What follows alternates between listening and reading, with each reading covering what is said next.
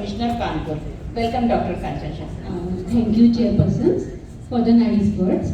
First of all, I want to congratulate Ghaziabad Society, Khora Society, Dr. Ritu Sinha, and Dr. Smita, and all the organizers for a wonderful plan. And my regards to all the seniors, Dr. Anuradha ma'am, Dr. Shaftari ma'am, and all the other seniors who are sitting here. And thanks for giving me chance. My topic is, although involves a very latest trend, that is best marker of the endometrial receptivity, but time is limited, so I have limited my material in it. The topic is best marker of the endometrial receptivity.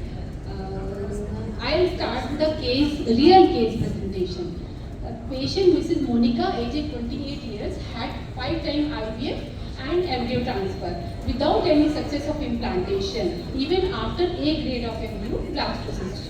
Then we got her ERA test done and personalized embryo transfer done according to endometrial receptivity window. This time she conceived and delivered twin babies.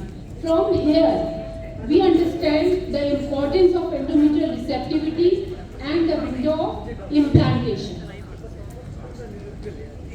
Now, the question is, what are the factors responsible for IVF failure? These are endometrial receptivity, poor ovarian reserve, oocyte quality, improper embryo transfer, inadequate luteal phase support, sperm DNA damage.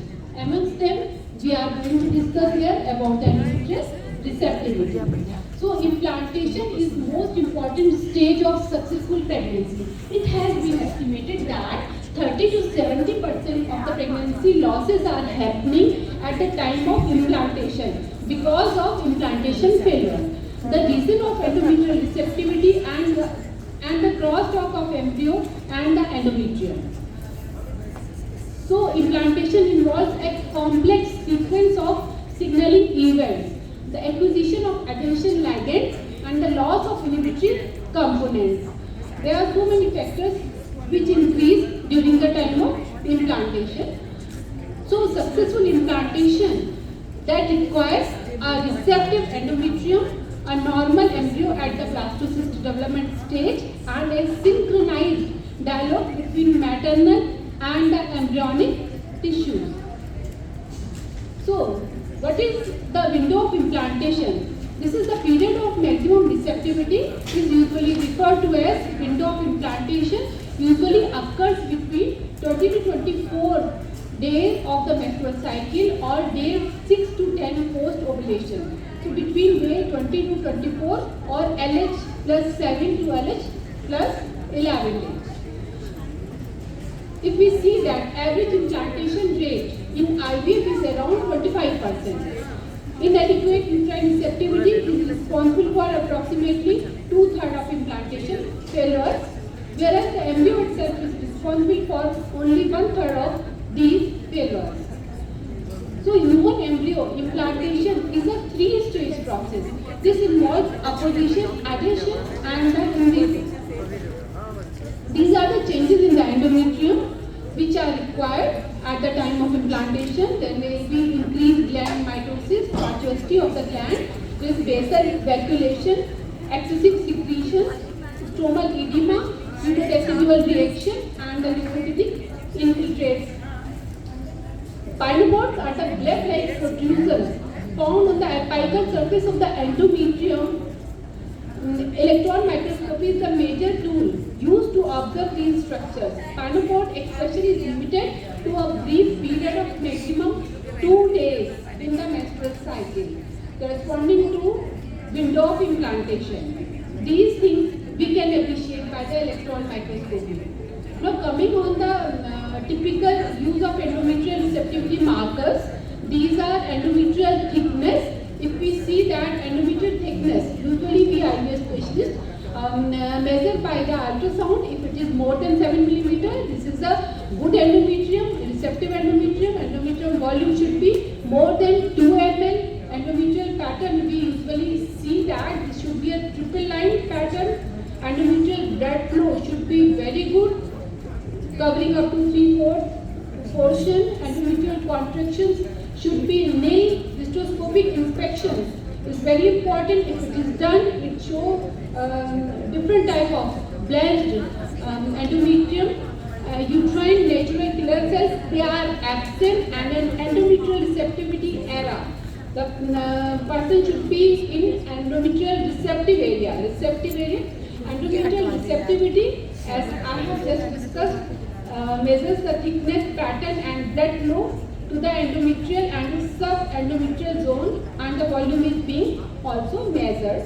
And this is the diagram in which I have shown that how to measure the endometrium thickness, that is from one line of the endometrium to the other side of the endometrium. Endometrial thickness is measured and endometrial volume, and see the endometrial blood flow also.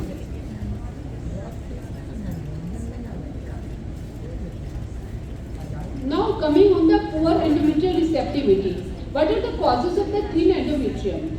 These may be iatrogenic, may be inflammatory, and the other causes. What are the iatrogenic? This is maybe because of DNC, myomectomy, or excessive curettage. Inflammatory causes include infections like tuberculosis, chronic bacterial infection, or STDs. And other causes include use of CUCs and inadequate blood flow, and many of the systemic diseases like hypertension, diabetes, they also cause reduction in endometrial blood flow and thinning.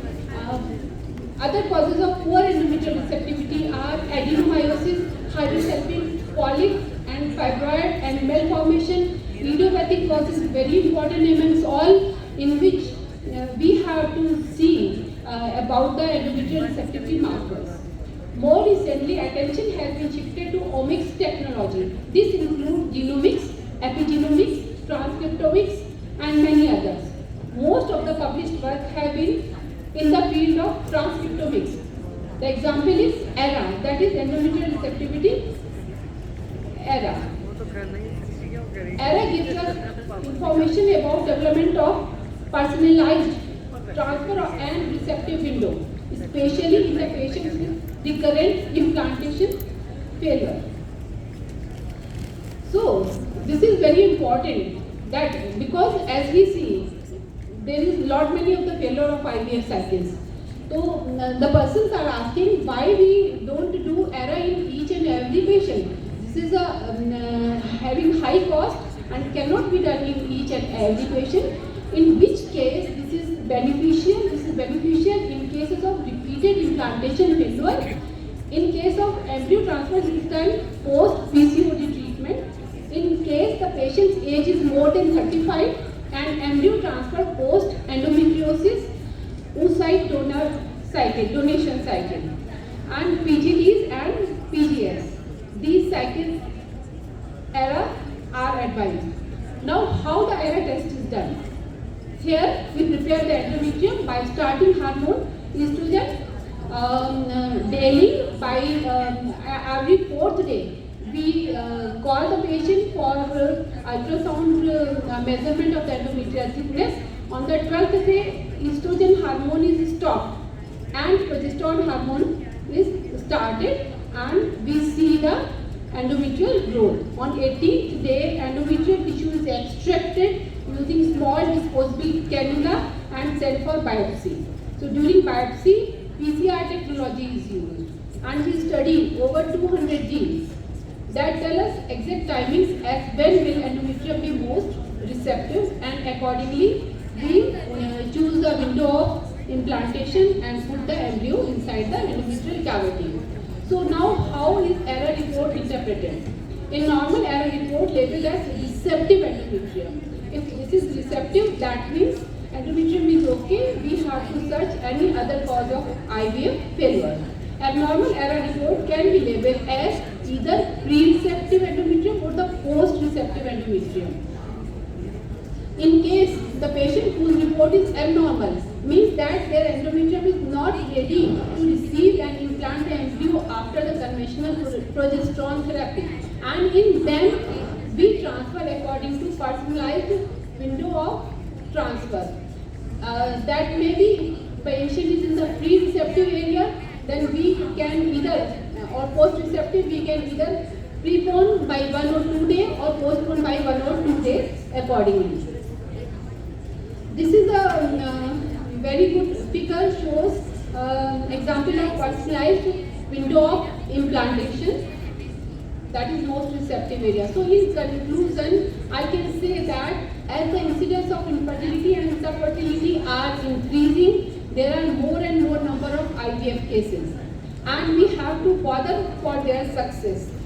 Diagnosis of endometrial receptivity has posed a challenge because of the lack of an accurate, non-invasive and clinically applicable test.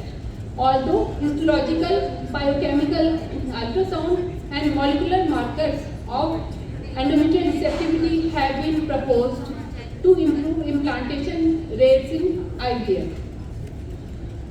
Study and discussions on endometrial receptivity markers is the need of the hour.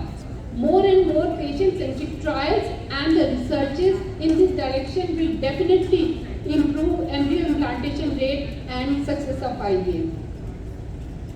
Thank you very much.